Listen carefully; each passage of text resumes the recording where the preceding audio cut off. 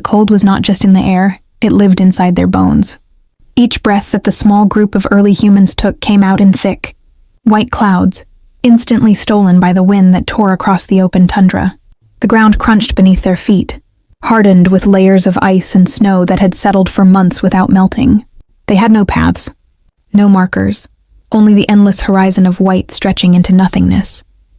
Their fur-wrapped bodies were little more than shadows against the vast landscape, moving slowly, deliberately, as if each step cost them a piece of their strength. Hunger had become their closest companion. The hollow ache in their stomachs was worse than the sting of the wind, gnawing at them constantly. It had been days since their last successful hunt. The scraps of dried meat they carried had long been eaten.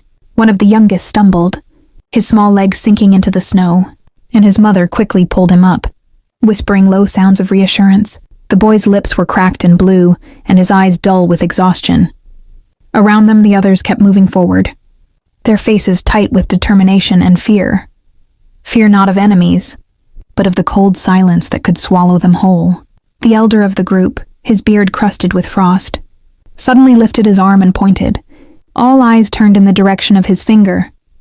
There, far across the frozen plain, massive dark shapes moved against the snow. A herd of mammoths, shaggy and colossal, trudged slowly along the frozen riverbank, their tusks glinting pale in the dim light of the low-hanging sun. For a moment, the group forgot their misery. Hope stirred in their chests, quickening their breath, and the dull eyes of the starving child widened with life again. But hope carried its own danger. To kill a mammoth was to gamble with death. The beasts were strong, their sheer size enough to crush men beneath their feet. The tribe had hunted reindeer, bison, and smaller game before, but this was different. They had no other choice. Hunger would kill them more surely than any beast. The hunters drew close to one another, crouching against the wind. From the hide slung over their backs, they pulled crude spears, bone sharpened against stone, tips hardened in fire. Their hands, stiff from the cold, gripped the weapons tightly. The elder muttered guttural sounds, a mix of command and prayer, and the others nodded, their eyes locked on the herd.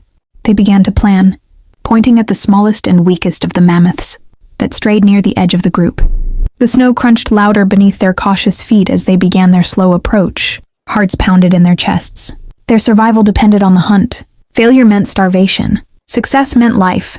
The white silence of the Arctic seemed to hold its breath, waiting to see if these fragile humans could defy the frozen world long enough to survive another day.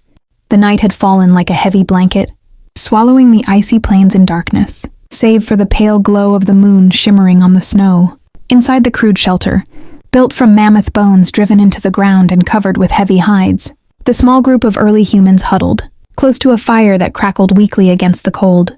The flames threw long, dancing shadows on the walls of their fragile home, illuminating faces carved with exhaustion and relief. The air inside smelled of smoke, sweat, and the rich, fatty aroma of roasting meat, a scent that was life itself in this unforgiving land. The hunt had been brutal. When the group first approached the mammoth, spears had flown, stabbing into thick hide and muscle, but the beast had fought back with terrifying force. Its trumpeting cries shook the frozen air as it swung its massive tusks, scattering the hunters like dry leaves. One young man had been tossed aside, his arm crushed beneath the animal's weight, his cries piercing the chaos. But the others had pressed on, driven not by courage alone, but by the certainty that starvation waited if they failed. They circled, jabbed, and lunged, their breath ragged and their eyes burning with desperation, until finally the giant collapsed into the snow with a thunderous crash. Its blood seeped across the ice, steaming in the cold night air. Victory had been earned with pain, but victory nonetheless. Now around the fire the tribe feasted. Strips of meat sizzled on flat stones beside the flames, fat dripping and hissing into the embers. Children tore at the tender pieces with small, eager hands, chewing greedily, their hollow faces softening with relief. Mothers pressed food into the hands of the youngest, whispering gentle sounds that were neither words, nor songs but something in between. Soothing murmurs, carried through generations. The hunters, their arms and legs bruised and cut, sat in silence as they chewed, their minds still replaying the moment of battle. One man reached over to adjust the hide wrapped around the injured hunter's arm, grunting in reassurance while the boy tried not to cry. The elder sat closest to the fire, his eyes reflecting the flickering light.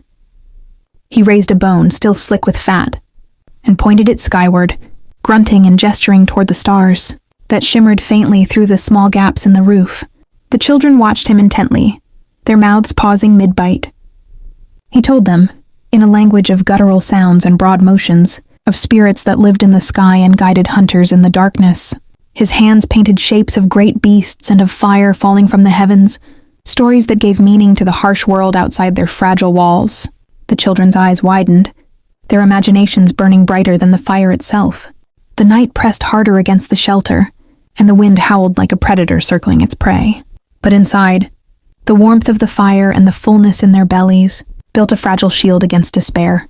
They leaned against one another, sharing body heat, their breathing steady and calm.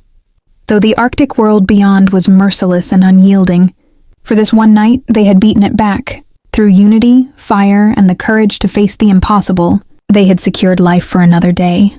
Tomorrow would bring new struggles, new dangers, but tonight, for the first time in many days, they rested, not as prey of the land, but as survivors of it.